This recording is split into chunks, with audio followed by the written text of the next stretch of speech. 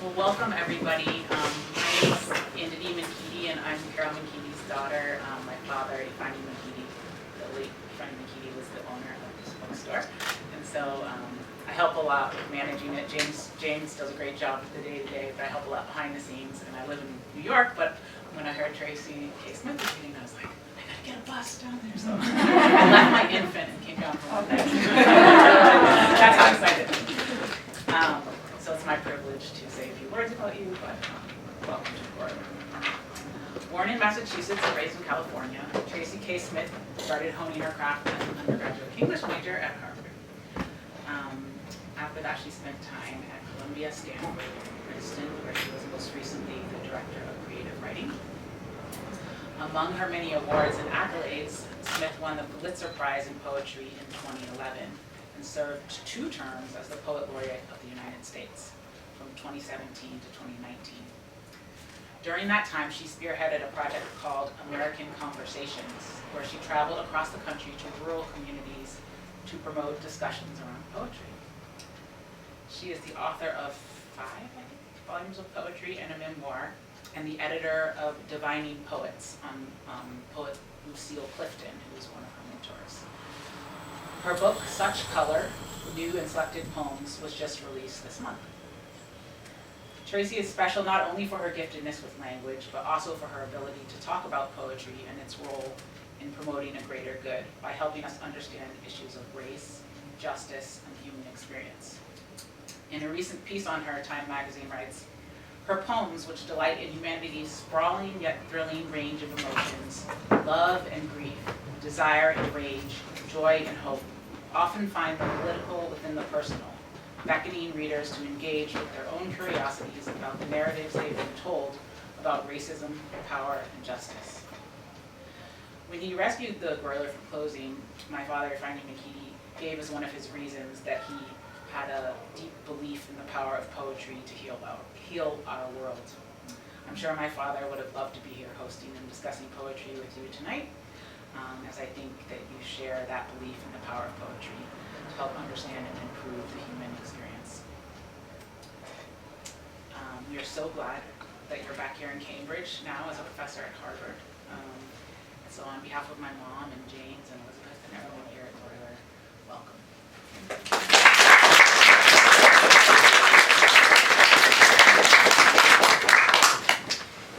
Thank you so much, Dee Dee. I'm so grateful and honored to be here. I have been in this store as a shy undergraduate, looking and hiding at the same time, feeling like, oh, maybe I don't deserve to be in the presence of all of this amazing poetry, but also knowing how much it fed me. And it means a lot to be in Cambridge, to be back at Harvard, where poetry did become a real tool, source, point of reference, community, and I'm just, I'm happy you guys are here too. I like the top halves of your faces. So I am sharing this bill tonight with one of my mentors and certainly one of my heroes, Lucille Clifton. I was her student at Columbia and again at Cave Canem. And I'm going to start by reading some of my own work, but I want to say that it's Clifton's ability to talk courageously about other worlds and their bearing upon this world that made poetry feel to me like something that's connected to faith, which has also been real for me throughout my life. And her conscience, her abiding, it's more than a belief in the sanctity of Black life. Her willingness to frame and reframe that fact, that principle throughout her body work in searing and warm and joyful and hilarious and chastening ways, through a body of work that's masterful and prophetic, is a gift to humanity. I'm going to start by reading some of my little poems, and then we'll get to her work. But this is one of the voices that I'm reaching toward. This is one of the visions of humanity, of time, of history that has shaped my imagination. So I'm going to read some poems from Such Color that are striving in that way. And maybe I'll go back to a couple of early poems. I don't know this book as the geography of this book as well, so I'm going to have to use the table of contents. But I want to start with a poem called Bright from my first book. Oh, yeah, sorry. Called Bright, and it opens with an epigraph that reads, "One night, as Prince Henry of Portugal lay in bed, it was revealed to him that he would render a great service to our Lord by the discovery of the said Ethiopias." And this comes from a Portuguese explorer named Duarte Pacheco Pereira, who wrote that in 1506. And so this is maybe one of the first poems in which I was thinking about the story of empire, which is so often told as inevitable. And we know that it's not. Bright. The catfish in the kitchen drift toward the concave horizon of the steel bowl where they sleep. Drunk now, surely, on cognac, honey, green onion. And I hate the way my teeth rehearse that ceremony, how my tongue, greedy mollusk, flexes in the basin of my mouth. When the first fair ankles waded onto shore on Cape Bianco, the men balanced above them blinked back sweat. Weeks of salt fish, wine, and wind like a wife who's glimpsed her rival had unsteadied them. So they weren't sure at first that what they saw wasn't simply the mind telling them enough, or whether it was true. Lean bodies, shadows incarnate with a grace both dark and bright, as though the world were showing off. Black, like sable, like the deep center of the darkest fruit, the first fig, primordial. Not sin, not yet, but satisfaction. Black as the space between stars, distance not fathomed, fearsome, like the restless waves they fought against, risk and promise at once. At first sight of those bodies, like mine or any other, no, like mine but intact. Why did those men, asway that entire day, sea drunk on parched land, not think the Lord is grand? Why was that riddle not something they knelt to? Why, instead, did they take it as sign that their want should lead them? The riddle doesn't go away. Even as I push my fork into the belly of each sleeping fish, testing forgive, tasting that distant dream of watery flight, I wonder if you, your language of vowels, blood that whispers back to sails atilt on some horizon, back to men like that, and I, whose work tonight will be only to offer.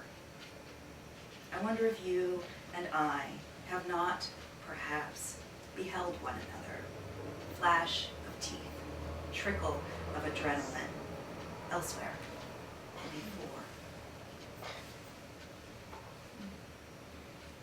Do you remember, some of you might, 2008, 2009, there were a lot of stories in the news and even a couple of movies about Somali pirates hijacking like freight ships and cargo ships, and because of the way that the news is produced and because of the imagination that we live inside of in this country, that story was framed in really simplistic terms. These bad people do this awful, unthinkable thing to good people from places like where we live. I didn't like that, and I also didn't like how easily at first I accepted that. And so I wanted to write a poem that helped me to do a different kind of thinking around this question. And so this is the poem that came out of that. It's called Ransom. When the freighters inch past in the distance, the men load their small boats. They motor out, buzzing like mosquitoes, aimed at the iron side of the blind ship as it creeps closer. They have guns. They know the sea like it is their mother, and she is not well. Her fish are gone. She heaves barrels leaking disease onto the shores. When she goes into a fit, she throws a curse upon the land, dragging houses, people to their deaths. She glows in a way she should not. She tastes of industry. No one is fighting for her, and so they fight. By night, they load their boats and motor out. And by day, they aim their guns at the ships, climbing aboard. It is clear what they want. The white men scramble.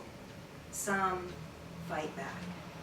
When one is taken, the whole world sits up to watch. When the pirates fall, the world smiles to itself, thanking goodness.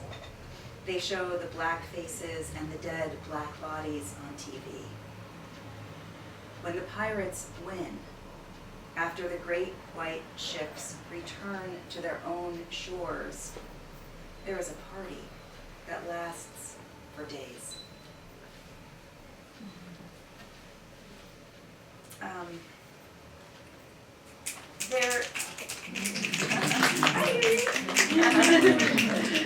I'm going to read a poem that I lost my dad in, actually, today's the anniversary of his death,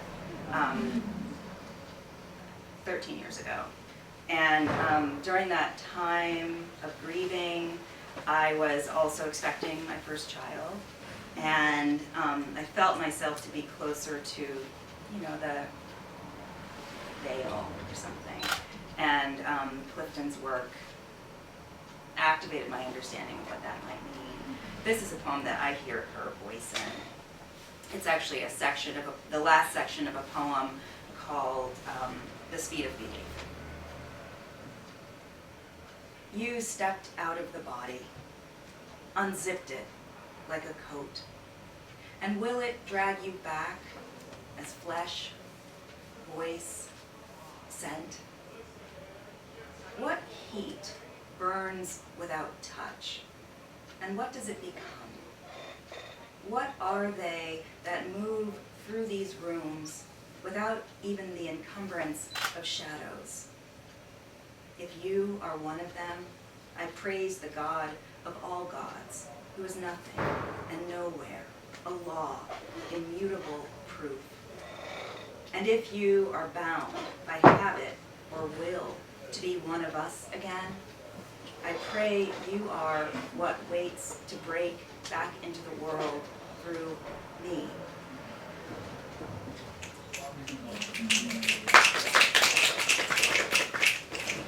I'll read a few new poems and then some Clifton poems.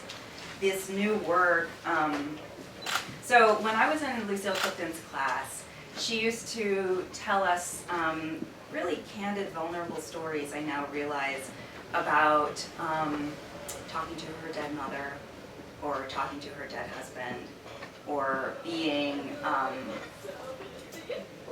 approached, if that's the right word, by voices that had urgent messages. I'm going to read some of those poems. One sequence that came into the world in one of her last books called Mercy. The sequence is called The Message from the Ones. Was written in the early or the late 70s. And I think it took her a long time to figure out how to shape that into the poem, or maybe just how to share it with the world. But I also remember that when I visited her papers, which are at Emory University, there are thousands of pages of Ouija board transcriptions. She and her kids would use a Ouija board almost every day in the 70s.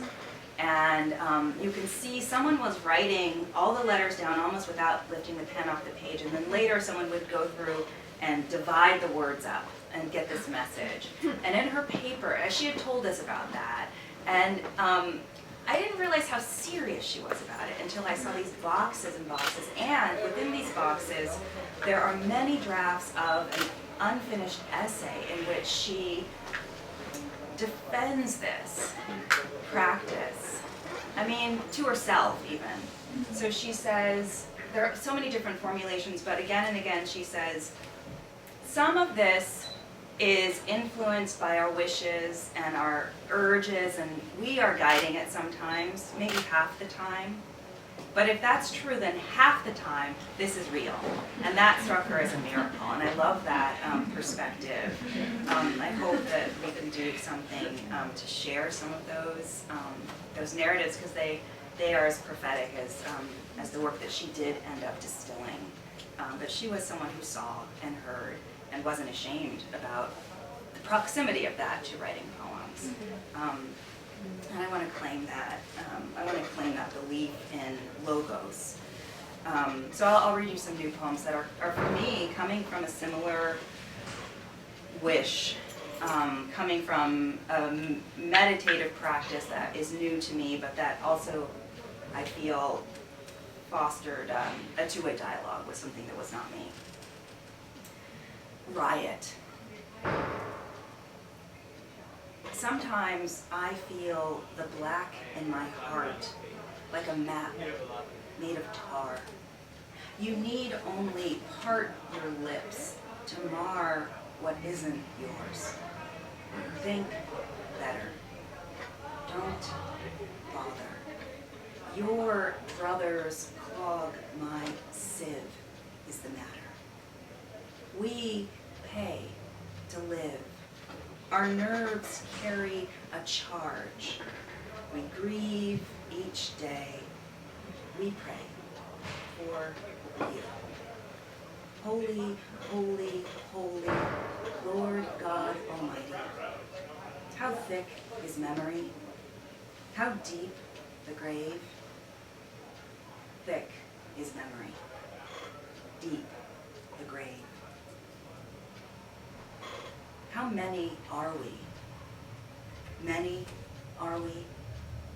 What have we been led here to learn, to teach? We have been led here to learn, to teach. Is life within our grasp? Life within is in our grasp. Have we ever felt death so near as we do this year? Have we ever? Near, dear, year upon year. The ancestors live upstairs in a room without chairs. When I visit, they welcome me without words. They crouch, encircling me. They are without edges. Wordless, they fill me. Warmth without weight. I ask for something. Without shame, I beg. They owe me nothing, but they give. They give. Can you hold my death in your mind? Can you leave it there? Live and let grieve? I like you. And like you, I move through the days. A dark shape is what my body makes. Good is how I was taught to look, to be, despite what's done to me. Woe is me. To say is to do is also true. Woe is you. This is not the riot. This is reality. It rolls, roils, briefly recoils. It hammers down. We fall, rebound. You chase. We race. You hate. We wait.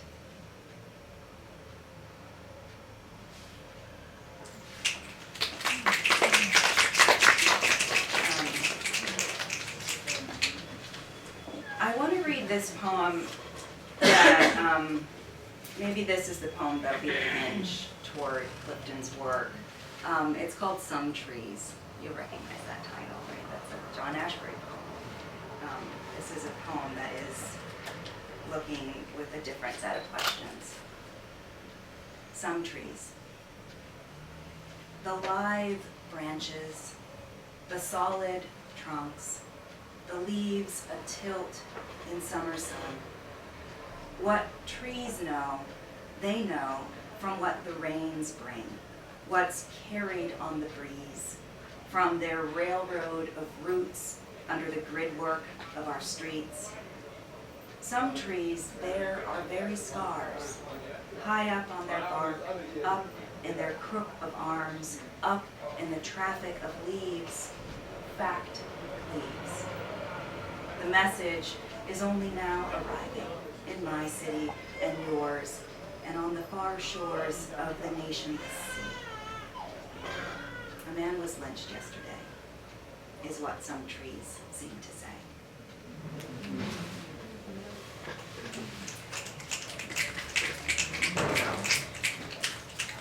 So look at how organized I am. 1,000 Post-its. We'll see what that realistically gives way to, but I think I'd like to start with this poem. You know, and many of Clifton's poems are untitled. Surely I am able to write poems celebrating grass and how the blue in the sky can flow green or red, and the waters lean against the Chesapeake shore like a familiar. Poems about nature and landscape, surely. But whenever I begin, the trees wave their knotted branches, and why is there under that poem always an other poem?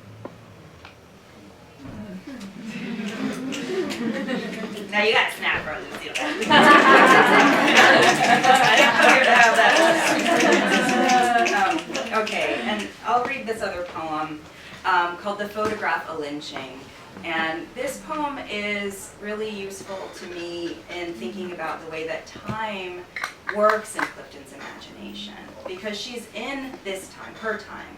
She is aware of and summoning her connections to the generations that she descends from, but she's also aware of something outside of human time, something after history. And she believes that we're accountable to that. And so as much as her poetry is rooted in an allegiance to blackness, it is also saying this is the first step. You have to love us, and then you have to love the world. So this is a poem that I think does that so succinctly and powerfully and indelibly, as her poems always do. The Photograph of Lynching. Is it the cut glass of their eyes looking up toward the new gnarled branch of the black man hanging from a tree? Is it the white milk pleated collar of the woman smiling toward the camera, her fingers loose around a Christian cross drooping against her breast? Is it all of us captured by history into an accurate album? Will we be required to view it together under a gathering sky?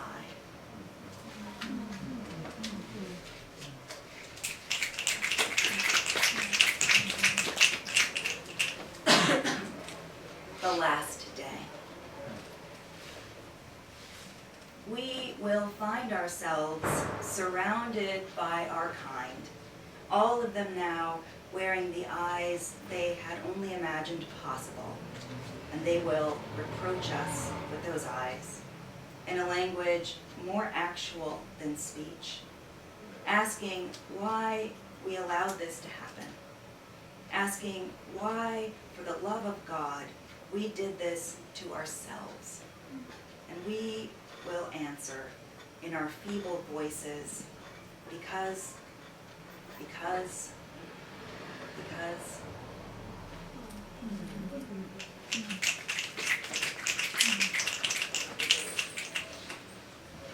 I moved here we bought a house next to what I knew would become another house. And there were a lot of trees on this land. And I thought, oh great, they're going to build a house under those trees, and that will be my neighbor. And then a few weeks later, once it really felt like my house I was living in, and my land I was looking at, even though it isn't, they came and started cutting down those trees. And every day for that, that adjustment period, I thought of this poem, The Killing of the Trees. The third went down with a sound almost like flaking, a soft swish as the left leaves fluttered themselves and died.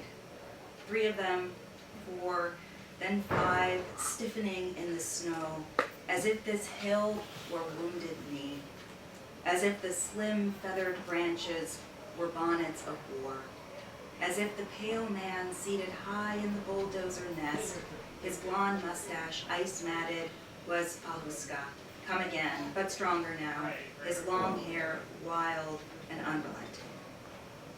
Remember the photograph, the old warrior, his stiffened arm raised as if in blessing, his frozen eyes open, his bark skin brown and not so much wrinkled as circled with age, and the snow everywhere still falling, covering his one good leg.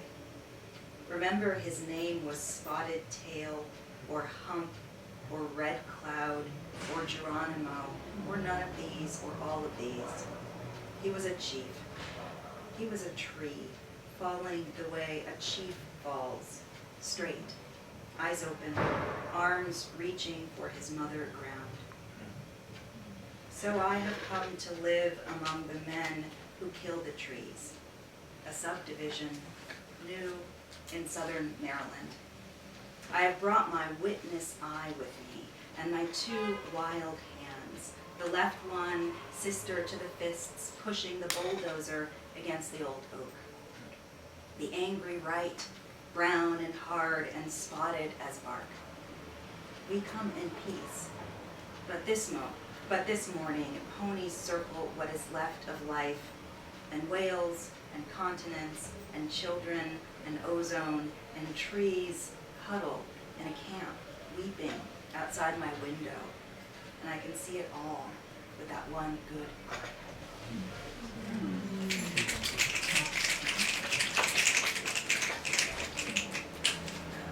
I'll read 2 more of her poems and then share this deck with you. It's kind of a lovely way of carrying bits of her work around. We are running, and time is clocking us from the edge like an only daughter. Our mothers stream before us, cradling their breasts in their hands.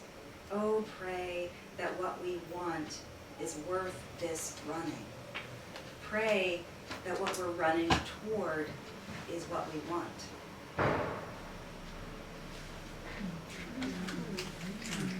Oh, this is great. This is the last poem that I'll read. Oh, great. I'm so happy. Thank you. Did this and go backwards. Whose side are you on? The side of the bus stop woman trying to drag her bag up the front steps before the doors clang shut. I am on her side. I give her exact change, and him, the old man hanging by one strap, his work hand folded shut as the bus doors. I'm on his side. When he needs to leave, I ring the bell.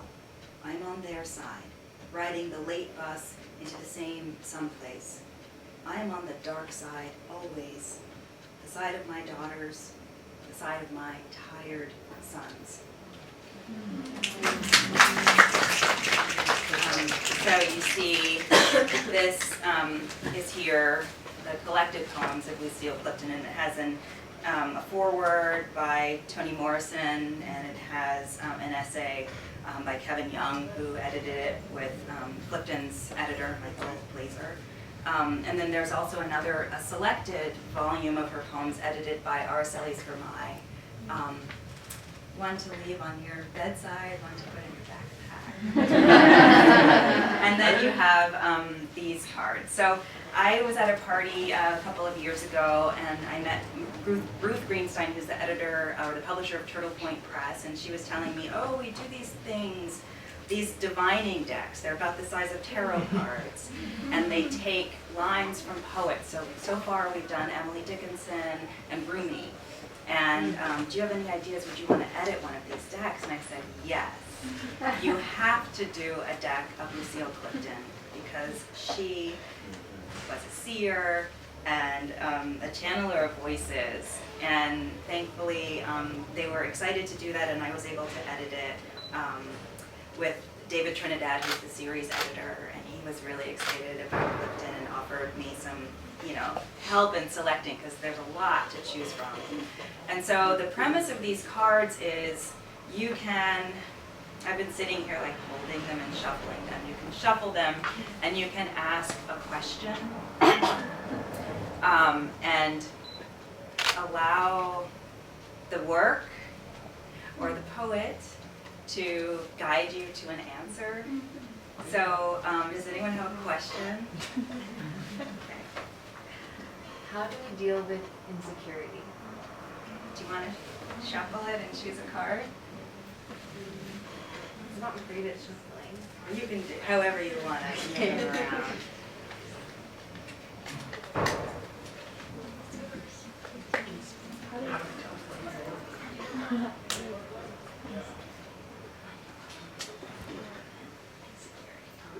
I have learned to carry it the way a poor man learns to carry everything.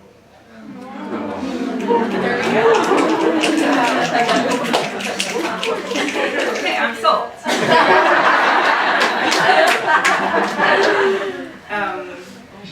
Anybody else want to ask a question?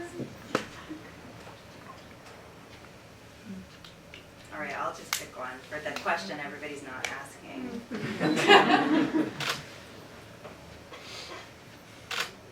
It is the light in us. It is the light of us. That will be the last word for the evening, I think.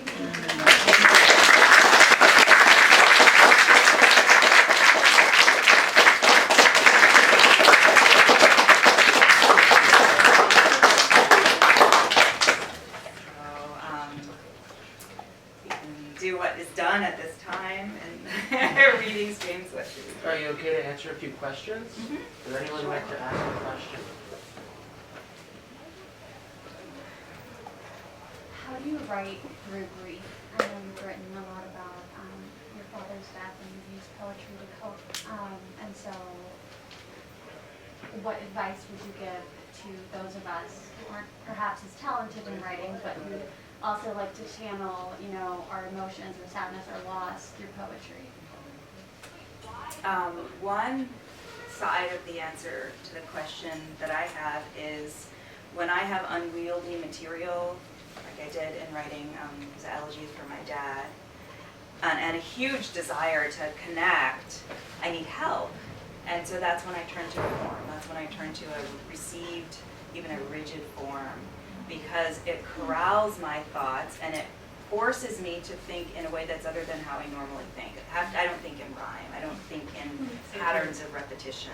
And so doing that, some people think it allows the unconscious mind to have larger sway within the poem, and things come out that sometimes need to come out. And one example is I was writing a poem in that elegy sequence that was a terzarima, and the rhyme scheme forced me to say something that I wouldn't have normally said, but it allowed me to express that there were moments in my life when I didn't want to be under my father's thumb. I wasn't always, revering him. I wouldn't have let myself say that in the occasion of an elegy, but the rhyme said, you gotta say it, and that's helpful. And I think many poets are looking for something that helps them to say more than they're capable of saying when left to their own devices, and so form can do that. But the other side of the answer that I have is poetry is this amazing tool for traveling time. And we know that, in the same way that montage works in a film, you can leap forward and backward. But I also think that poetry puts us in contact with those feelings of upheaval and need that also, or trauma sometimes, that also, I think, thrust us into a different relationship with time that's not linear. The past is suddenly there, you're in it again. And that can be a tool. That can be a vehicle in a way. And so those two things can get you a long way, I think.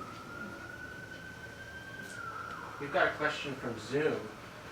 Is, to what extent has her academic training helped or hindered her natural poetic voice? That's from Whiskey Radish. I think that every time I learn something, it helps my poetry. And I use my poems not to say what I've learned, but to kind of dig into the questions that I have, or the anxiety, most often the anxieties. And being trained in research, being trained in thinking that the act of writing is a process of interrogation and discovery. The essay teaches us that. I think that's only bolstered my practice as a poet. And it also means that I have I can turn from a logical, linear thought process or vocabulary to the leaping, associative, unconscious behavior of a poem, knowing that that other stuff is there. And I think that's really important. I don't feel the need often to bring that argument, that form of linear argumentation. I know arguments are alive in those poems, but they're not conceived in the same way. I'm arguing with myself in the poem as opposed to trying to persuade someone.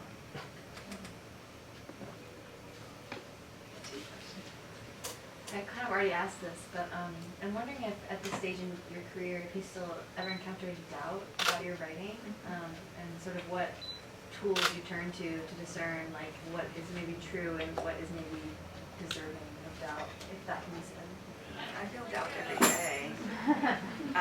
It's funny to come back to your alma mater and think, okay, they like me. But I also remember I was a mess. I was lost, I was lazy, I was confused, I was dreamy, I was hopeful. And so I'm back in, touch with that kid. Right. That fosters doubt in an interesting way. What do you do with it? What do you do with it, Roger? What do you do with it? Use the doubt to generate, because the doubt is the place where it's the biggest question. It's the question of tractable, and so that's the place that the poem needs to go. So you start rhyming. Yeah. Or that's also the place where you ask for help, right? So rhyme can be a form of help. Ancestors can be a form of help. Lucille Clifton's process, the path that she charts with a poem can be a kind of help. Prayer can be a kind of help. All of that, I bring that in because I think I'm writing to make it easier to keep living.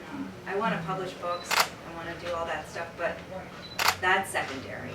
And so the doubt is almost inescapable, but it's got to be like an impetus to something. What was your question? First, thank you so much for the reading. It's so fantastic. And this is kind of a question that's in a similar vein to the previous one, but if you could give your undergraduate poet self one piece of advice, what would it be? Okay. I don't know.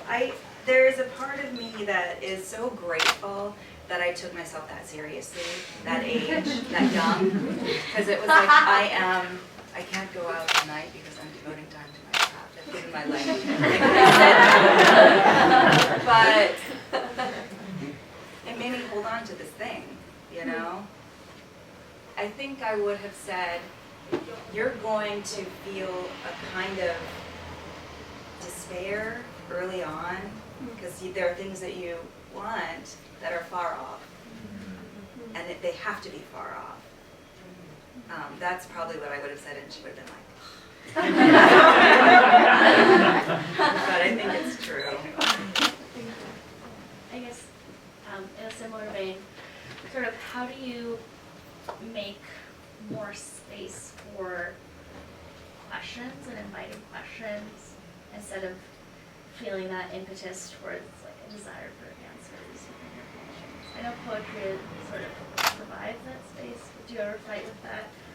Well, I read the poems, I feel fed by the silences in these poems, and the generous, large, like there are, like what was the poem?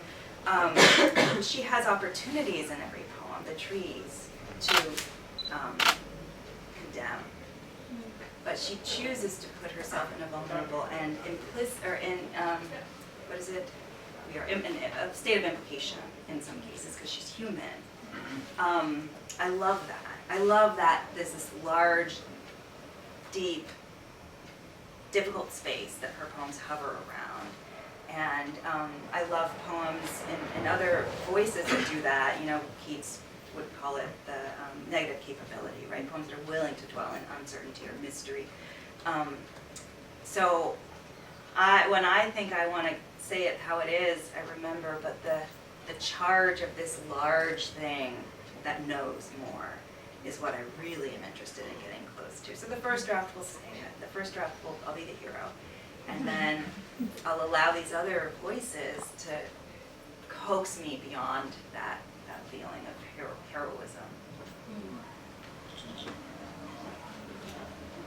Along that line, how do you know when something is working for your own self, and then when do you know, or how do you know to stop? When to stop? Well, I know when something's not working because I'm bored reading it. Like there's a lot that's trying too hard. There's a lot that's demonstrating something, and there's a lot that's familiar from other poems that I've written. And I know, though, to keep going when there's something that I believe this question or topic can offer that I just don't know how to say or tap into yet. I was just working on something this week that I was like, oh, this is a mess. This is all my bad habits. This is sloppy thinking. This is all these phrases that I know how to say, but my question is big. I need this to help me. I need to stick. And so coming back and saying, I'm going to cut all of that. It sounds nice, but we've done this before. It's hiding something. I'm going to let go of the confidence that a certain tone gives me, and I'm going to be real in a different way, or transparent in a different way. And I just go through making these choices because I know that they'll help me walk further out on, whatever limb I'm actually interested in. And when it's done, I know it's going to be done. I don't know how to describe it. I get this, ever since I was, 19 writing poems, I get this itch when I can see the work is beginning to assert something. And it's something I didn't know when I started. And then I have that feeling like, oh, okay, it's possible if I can do the right thing to follow through on that. And then that's when my training comes in. When my ear, my eye, the eye that builds images, the side of my personality that likes balance and formal, kind of like beauty, comes in, and then I realize, oh, right, there's a pattern that will be completed when this next line is written, and then the poem is going to tell me what it's been waiting to say. It's just magic, but I trust that. And I also trust that feeling of when something isn't right, when I'm letting it sit, maybe from publishing it, but knowing it doesn't have that same life force, But the stakes are low. It's a poem, it's okay. You had a question. Yeah, just getting back to Lucille Clifton.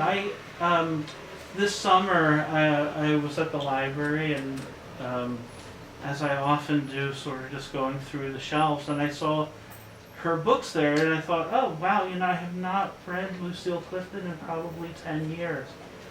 And it was a wonderful thing because when she was still living, I felt a sense of immediacy in her poems that I was wondering was still there, wondering whether that was still there. And I came across that wonderful sequence that she did after 9/11 that just totally drew me in, and definitely experienced that immediacy still these years later.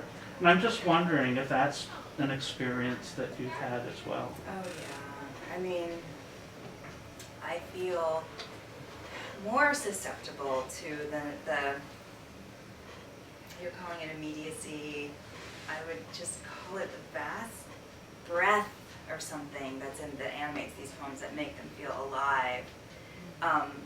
The farther I get from having known her and realizing she continues to speak, things I couldn't hear when I first read those poems, or even when I heard her read those poems, are still speaking now, and they're legible, they're unignorable.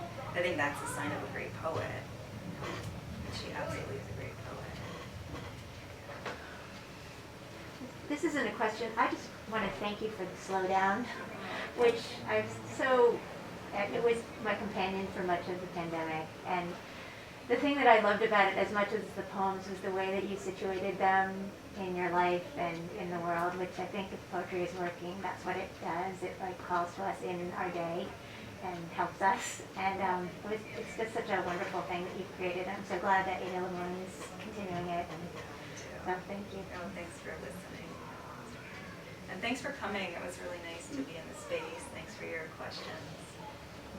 Have a great night.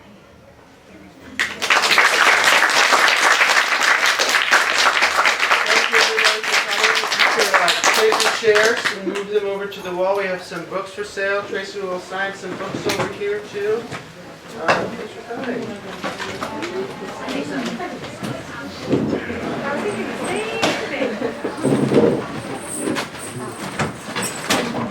I think we were at that reading that Limon and other poets gave at the Outpost.